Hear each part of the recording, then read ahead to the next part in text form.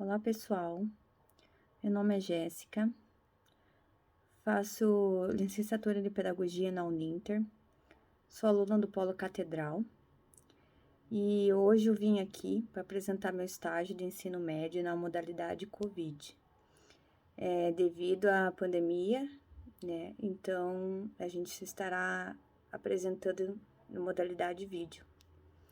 Agora eu vou virar aqui vocês para através dos slides. Então, o tema escolhido foi a história de literatura brasileira. A história da literatura brasileira tem início em 1500, com a chegada dos portugueses no Brasil. Isso porque as sociedades que aqui estavam não possuíam uma representação escrita. Assim, a produção literária começa quando os portugueses escrevem sobre suas impressões da terra encontrada, a fauna, a flora e os habitantes que aqui viviam. Ainda que sejam diários e documentos históricos, esses representam as primeiras manifestações escritas em território brasileiro. Olha aqui para vocês, ó, período colonial. A era colonial da literatura brasileira começou em 1500 e vai até 1808. Recebe esse nome pois nesse período o Brasil era uma colônia de Portugal. Então vamos falar um pouco de cada divisão. O texto mais importante desse período chama Quinhentismo. Vamos falar agora um pouquinho dele. O quinhentismo é registrado no decorrer do século XVI. Essa é a denominação genérica de um conjunto de textos que destacavam o Brasil como terra nova a ser conquistada. As duas manifestações literárias do período são a literatura de informação e a literatura dos jesuítas. A primeira possui um caráter mais informativo e histórico sobre o país, e a segunda, escrita por jesuítas, reúne aspectos pedagógicos. E a obra que mais merece destaque é a Carta de Pedro Vaz de Caminha, escrito na Bahia em 1500. Aqui tem um trecho, né, do resumo da carta, que é a tradução. Bem interessante. Que foi escrita por escrivão mor da tropa de Pedro Alves Cabral, que descreve as suas impressões sobre a nova terra para o rei de Portugal. Então, nessa carta, ele passa as impressões que ele teve chegando aqui no Brasil. Agora, vamos para o Barroco. O Barroco é o período que se estende entre 1601 e 1768. Tem início com a publicação do poema Prosopopeia, de Bento Teixeira, e termina com a fundação da Arcádia Ultramarina em Vila Rica, Minas Gerais. O barroco literário brasileiro desenvolve-se na Bahia, tendo como pano de fundo a economia açucareira. Dois estilos literários que marcaram essa escola foram o cultismo e o concipitismo. O primeiro utiliza uma linguagem muito rebuscada e por isso é também caracterizado pelo jogo de palavras. Já o segundo trabalha com a apresentação de conceitos, portanto, é apontado como jogo de ideias.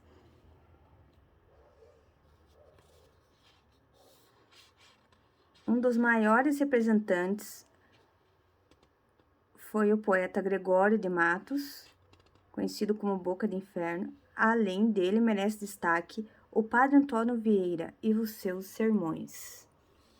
Aqui a capa da obra do Padre Vieira.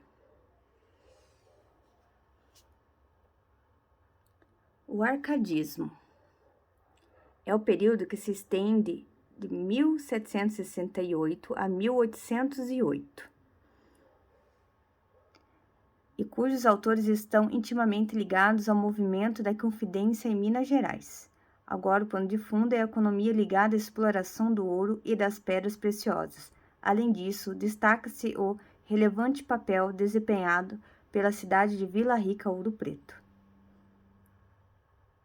A simplicidade, a exaltação da natureza, a descrição da vida no campo e a utilização de personagens mitológicos, quando o índio também foi plenamente integrado à literatura nacional, são as principais características dessa escola literária.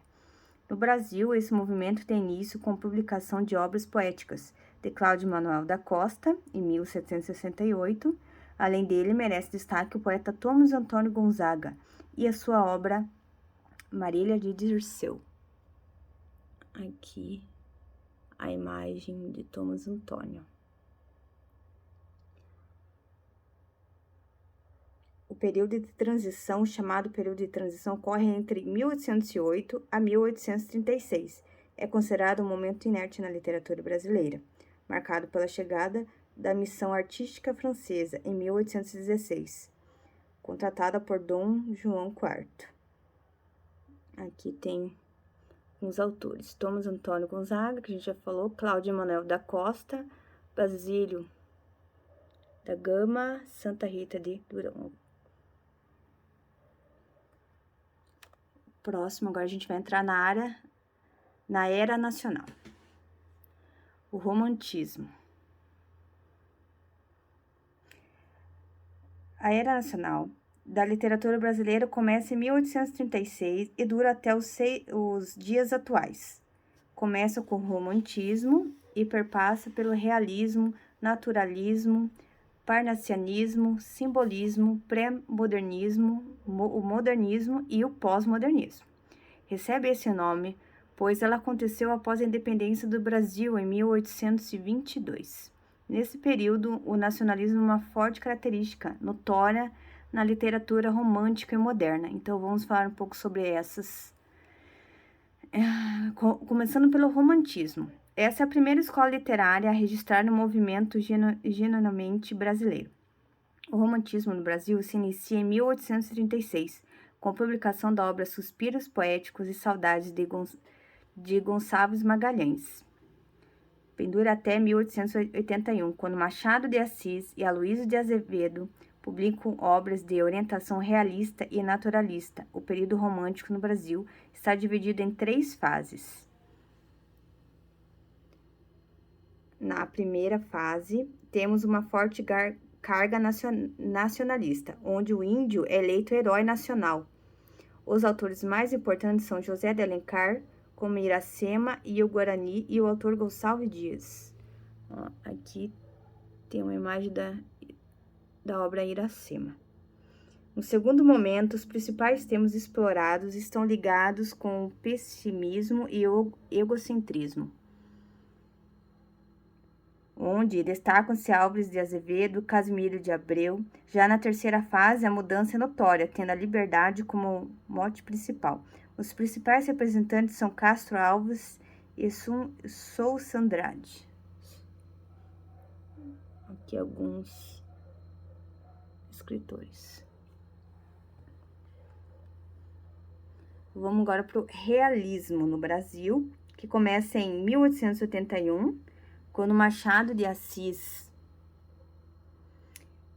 publica Memórias Póstumas de Brás Cubas.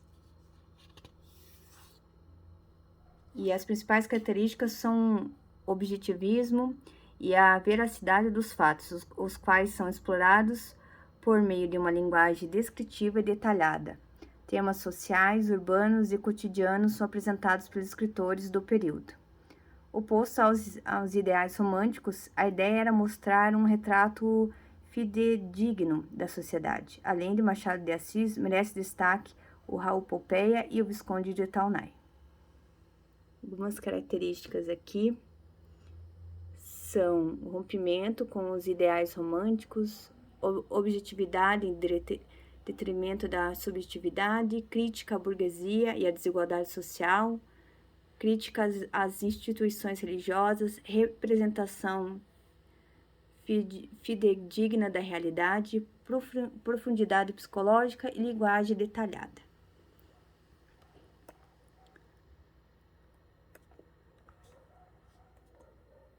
Agora, vamos falar um pouquinho do parnassianismo, que tem como marco inicial a publicação de obras fanfarras de Teófilo Dias, em 1882.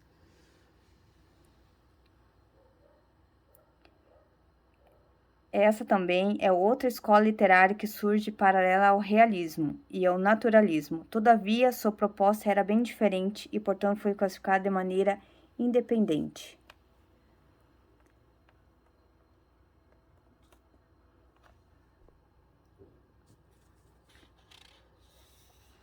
Ainda que os autores do período escolhessem temas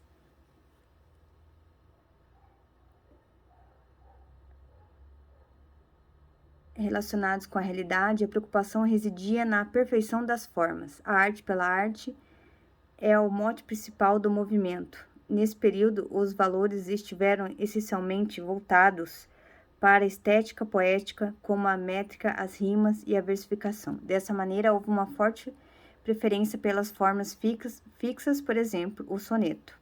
Os escritores que se destacaram nesse período formavam a tríade parnassiana: Alberto de Oliveira, Raimundo Corrêa e Olavo Bilac, que também fez grandes contribuições à literatura infantil. Agora deixa eu mostrar para vocês aqui, ó, parnassianismo. Aqui é Alberto de Oliveira e aqui é o Olavo Bilac. Agora vamos para o simbolismo, que começa em 1893, com a publicação de Missal e Burguês da Cruz e Souza. Ele vai até o início do século XX, quando ocorre a Semana da Arte Moderna. As principais características dessa escola literária são o subjetivismo, o misticismo e a imaginação. Assim, os escritores do período, apoiados em aspectos do subconsciente, buscavam compreender a alma humana, exaltando a realidade subjetiva. Destacam-se as obras poéticas de Afonso de Guimarães e Augusto dos Anjos.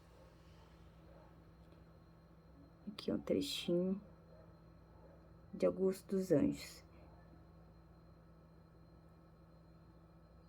que já apresenta um caráter de pré-modernista, o Augusto dos Anjos.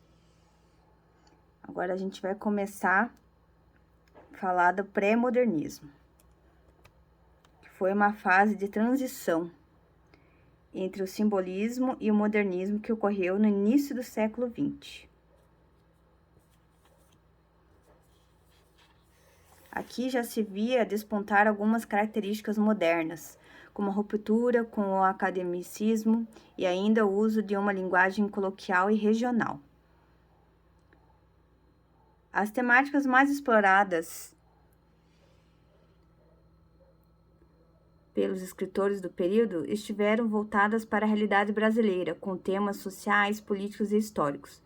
Com uma grande produção literária, destacam-se os escritores Monteiro Lobato, Lima Barreto, Graça Aranha e o poeta Augusto dos Anjos. Alguns críticos consideram um texto do realismo como sendo também pré-modernistas, como é o caso de Os Sertões de Euclides da Cunha. Algumas características aqui algumas obras do Monteiro Lobato. Aqui são várias, né? Que só tem um exemplo.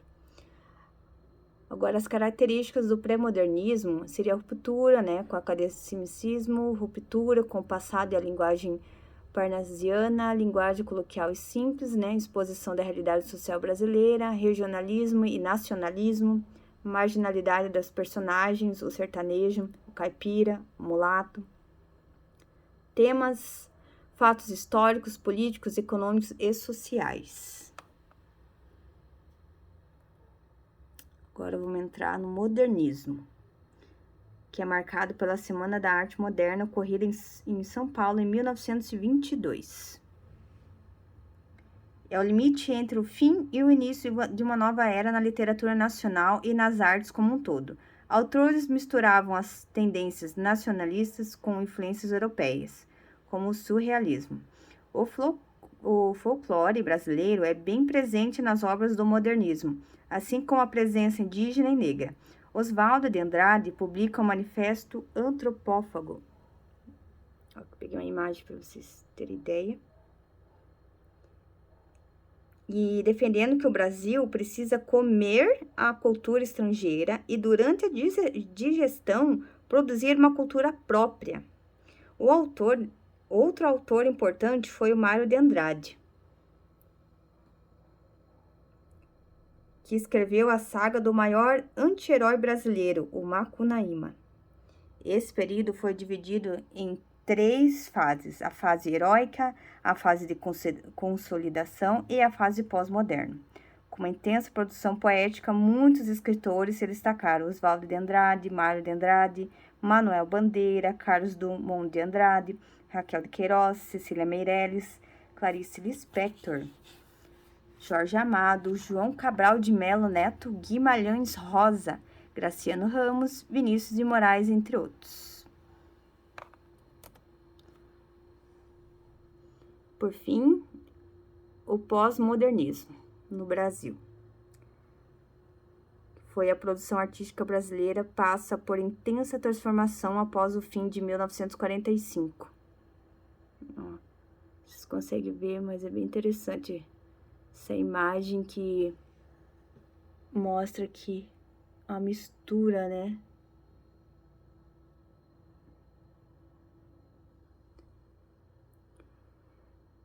Assim, o pós-modernismo é uma fase de novas formas de expressão que acontece na literatura, no teatro, no cinema e nas artes plásticas. Essa nova postura moldará o imaginário por meio da ausência de valores, a liberdade de expressão e o forte individualismo. Além disso, a multiplicidade de estilos é uma marca do período. A literatura brasileira contemporânea é composta por muitos escritores: Ariano Suassuna, Milor Fernandes, Paulo Leminski, Ferreira Goulart, Adélia Prado, Cora Coralina, Dalto Trevisan, Caio Fernando Abreu, entre outros. Algumas características: a mistura de tendências estéticas, união da arte erudita e da arte popular, prosa histórica, social e urbana, poesia intimista, visual e marginal, temas cotidianos e regionalistas, engajamento social e literatura marginal, experimentalismo formal, técnicas inovadoras, recursos gráficos, montagens e colagens, formas reduzidas, mini-contos, mini-crônicas, intertextualidade e metalinguagem. Então, esse foi um pouco da nossa história da literatura brasileira. Espero que tenham gostado. Obrigada e até a próxima.